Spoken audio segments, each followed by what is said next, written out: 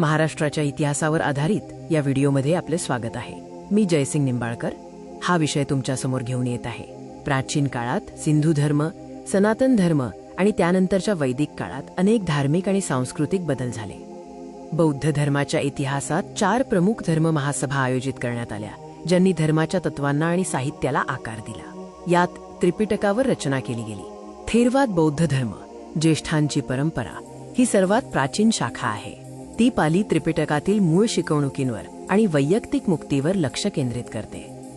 थेरवादाची मूलभूत श्रद्धा आणि तत्वे म्हणजे पाली त्रिपिटकावर अवलंबून राहणे, 4 आर्य सत्य आणि अष्टांगिक मार्गाचे आकलन, वैयक्तिक मुक्ती आणि निर्वाण हे अंतिम ध्येय आहे। थेरवादाची प्रमुख वैशिष्ट्ये भिक्षू केंद्रित स्वरूप, दक्षिण बौद्ध धर्म म्हणून ओळख आणि सजगता यासारख्या ध्यानसाधनांवर लक्ष केंद्रित करणे ही आहेत। जनुकीय आणि भाषिक संशोधनातून सिंहली आणि पश्चिम भारतातील लोकसमूहांमध्ये, विशेषतः मराठा लोकांमध्ये लक्षणीय संबंध दिसून येतो। 2023 मध्ये प्रकाशित झालेल्या अभ्यासात सिंहली आणि मराठा यांच्या DNA खंडांची सामायिकता आढळली, जी दीर्घकाळ चाललेल्या भाषिक आणि स्थलांतरित गृहीतकांना पुष्टी देते। सिंहली आणि मराठी या इंडो आर्यन भाषांमध्ये समानोद्भव शब्द आढळतात।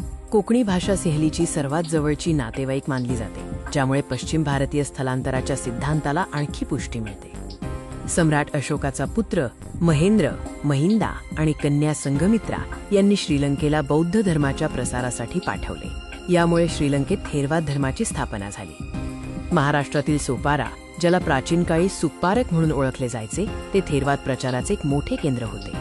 अशोकाचे पुत्र महेंद्र आणि संघमित्रा यांनी श्रीलंकेला जाण्यासाठी याच बंदरातून प्रवास सुरू केला होता। महाराष्ट्रातील बहुतेक प्राचीन लेणी थेरवाद कालखंडातील आहेत। या लेण्यांमध्ये स्तूपाची आणि प्रतीकांची पूजा केली जात असे। पाली भाषेत आढळणारे शिलालेख थेरवाद हा जनसामान्यांचा धर्म असल्याचे दर्शवतात। सातवाहन काळात थेरवाद बौद्ध धर्माला राजाश्रय मिळाला। महाराष्ट्रातील कार्ला आणि कान्हेरी लेणी थेरवाद परंपरेची उत्कृष्ट उदाहरणे आहेत। आधुनिक काळात श्री सना गोयंका यांनी इगतपुरी येथे धम्मगिरीची स्थापना करून या परंपरेचे पुनरुज्जीवन केले। कार्ला लेणीतील भव्य चैत्यगृह हे भारतातील सर्वात मोठ्या प्रार्थना स्थळांपैकी एक आहे।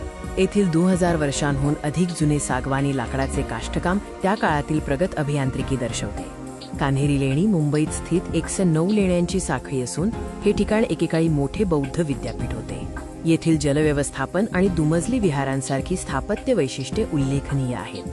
थेरवादाच्या वैशिष्ट्यांमध्ये प्रतीकांची पूजा हे महत्त्वाचे आहे। बुद्धांची मानवी मूर्ती नसून स्तूप आणि बोधिवृक्ष यांसारख्या प्रतीकांचे पूजन केले जाईल। या लेण्या अधिक साध्या आणि शिस्तबद्ध असून त्यांच्या निर्मितीत सामान्य लोकांचाही मोठा सहभाग होता।